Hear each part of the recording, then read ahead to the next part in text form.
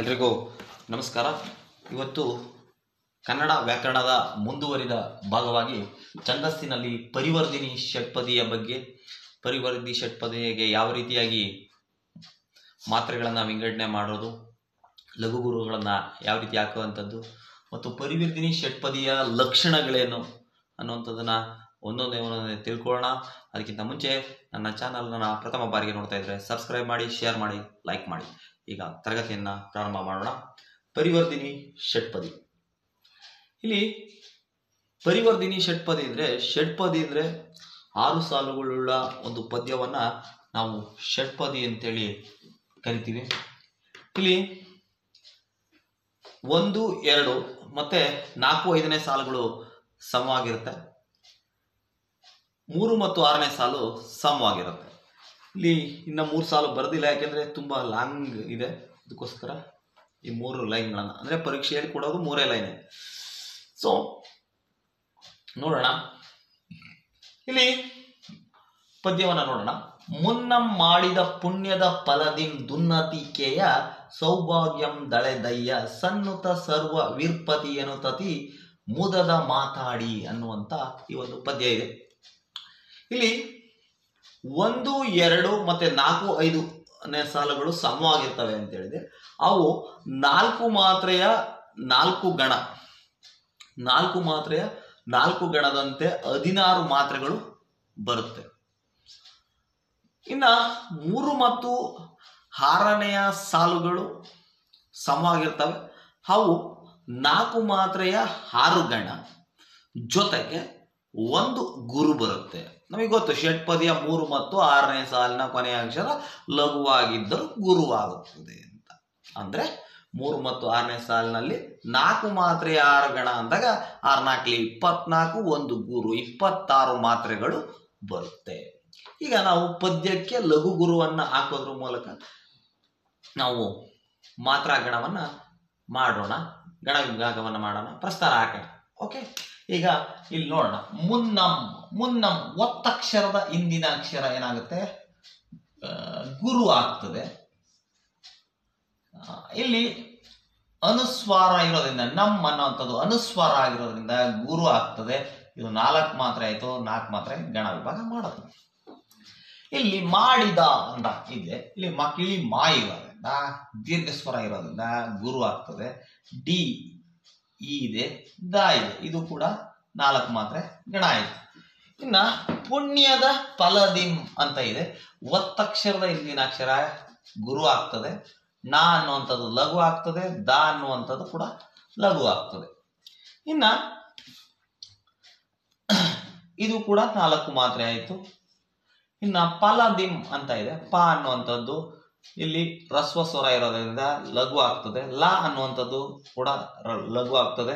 ದಿಂ ಅಂದ್ರೆ ಅನುಸ್ವಾರ ಇರೋದ್ರಿಂದ ಇದು ಗುರು ಆಗ್ತದೆ. ಅಂದ್ರೆ ಇದು ಕೂಡ 4 ಮಾತ್ರೆ. ಅಂದ್ರೆ 4 ಮಾತ್ರೆಯ 4 ಗಣ, ಒಟ್ಟು 16 ಮಾತ್ರೆಗಳು ಏನಾಗುತ್ತೆ ಬರುತ್ತೆ. ಇನ್ನ ಈ ಸಾಲು ನೋಡೋಣ. ಒತ್ತಕ್ಷರದ ಹಿಂದಿನ ಅಕ್ಷರ ಗುರು, ನಾಲಿ ಲಘು ಇದೆ, ನಾ ಅಂದ್ರೆ ರಸ್ವ ಸ್ವರ ಇದ್ರೆ ಲಘು ಆಗುತ್ತೆ, ತಿ ಲಘು ಆಗುತ್ತೆ, ಇದು ಕೂಡ 4 ಮಾತ್ರೆ. ಇಲ್ಲಿ ಕೆ ಲಘು, ಯಾ ಲಘು, ಸೌ ಔ ಅನ್ನೋಂಥದ್ದು ದೀರ್ಘ ಸ್ವರ ಆಗೋದ್ರಿಂದ ಇದು ಕೂಡ ಗುರು ಆಗ್ತದೆ, 4 ಮಾತ್ರೆ ಆಯಿತು. ಇನ್ನ ಭಾಗ್ಯಂ ಒತ್ತಕ್ಷರದ ಹಿಂದಿನ ಅಕ್ಷರ ಮತ್ತೆ ಜೊತೆಗೆ ಬಾ ಅನ್ನುವಂಥದ್ದು ದೀರ್ಘ ಸ್ವರನೇ ಆಗುತ್ತೆ, ಆದ್ರಿಂದ ಗುರು. ಇಲ್ಲಿ ಗಮ್ ಆಗುತ್ತೆ, ಗಮ್ ಅಂದ್ರೆ ಅನುಸ್ವಾರ ವಿಸ್ತಾರ ಕೊಡೋದ್ರಿಂದ ಅದು ಕೂಡ ಗುರು ಆಗ್ತದೆ. ಸೊ ಇಲ್ಲಿ ಕೂಡ 4 ಮಾತ್ರೆ. ದಳೆ ದಯ್ಯ ಅಂತ ಇದೆ, ಇಲ್ಲಿ ನೋಡೋಣ. ಇದು ಲಘು ಆಗುತ್ತೆ, ಳೆ ಲಘು ಆಗುತ್ತೆ, ದೈ ದೈ ಅಂತ ಹೈ ಇದೆ, ಅದು ದೀರ್ಘ ಸ್ವರ. ಸೊ ಇದು 4 ಅಂದ್ರೆ ಇಲ್ಲೂ ಕೂಡ 4 × 4 = 16 ಮಾತ್ರೆ. ಇನ್ನ 3ನೇ ಸಾಲು ನೋಡೋಣ. ಒತ್ತಕ್ಷರದ ಹಿಂದಿನ ಅಕ್ಷರ ಗುರು, ನು ಲಘು, ತ ಲಘು, ಇದು 4 ಮಾತ್ರೆ. ನೆಕ್ಸ್ಟ್ ನೋಡೋಣ. ಒತ್ತಕ್ಷರದ ಹಿಂದಿನ ಅಕ್ಷರ ಗುರು, ಸರ್ ಓ ಅಂದ್ರೆ ದೀರ್ಘ ಸ್ವರ ಇರೋದ್ರಿಂದ ಇದು ಕೂಡ ಗುರು ಆಗುತ್ತೆ, 4 ಮಾತ್ರೆ. ಜೊತೆಗೆ ಒತ್ತಕ್ಷರದ ಹಿಂದಿನ ಅಕ್ಷರ ಕೂಡ ಆಗುತ್ತೆ. ಇನ್ನು ವಿ ಅಂದಾಗ ಗುರು, ಪ ಅಂದರೆ ಗುರು, ತಿ ಅಂದರೆ ಗುರು, ಇದು ಕೂಡ 4 ಮಾತ್ರೆ. ಯನುತತಿ, ಯನುತತಿ ಅಂದಾಗ ಇಲ್ಲಿ ಲಘು ಲಘು ಲಘು ಲಘು, ಇದು ಕೂಡ 4 ಮಾತ್ರೆ ಗಣಭಾಗ ಆಯಿತು.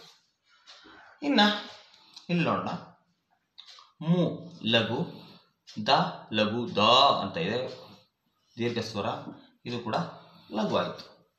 ಮಾತಾಡಿ ಅಂತ ಇದೆ, ಮಾ ಅಂದಾಗ ದೀರ್ಘ ಸ್ವರ ಇದೆ ಗುರು, ತ ದೀರ್ಘ ಸ್ವರ, ಸೊ ಇದು ಕೂಡ 4. ಇಲ್ಲಿ ಡಿ ಅಂತ ಇದೆ, ಇದು ಲಘುವಾಗಿದ್ದರೂ ಗುರು ಆಗುತ್ತೆ, ಇದು ನಮ್ಮ ಷಡ್ಪದಿಯ ಲಕ್ಷಣ, ಸೊ ಇದು 2 ಮಾತ್ರೆ. ಅಂದರೆ 4 ಮಾತ್ರೆಯ 6 ಗಣ ಪ್ಲಸ್ 2 ಇಸ್ ಈಕ್ವಲ್ ಟು 6 4 24 2 26 ಮಾತ್ರೆಗಳು ಬರುತ್ತೆ. ಅಂದ್ರೆ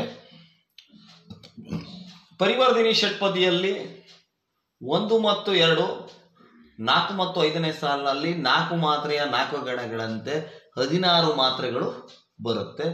3 ಮತ್ತು 6ನೇ ಸಾಲಿನಲ್ಲಿ 4 ಮಾತ್ರೆಯಂಗೆ 6 ಗಣ 1 ಗುರು ಬರುತ್ತೆ. ಇದು ಏನಾಗುತ್ತೆ, therefore ಪರಿವರ್ಧಿನಿ ಷಟ್ಪದಿ ಆಗ್ತದೆ.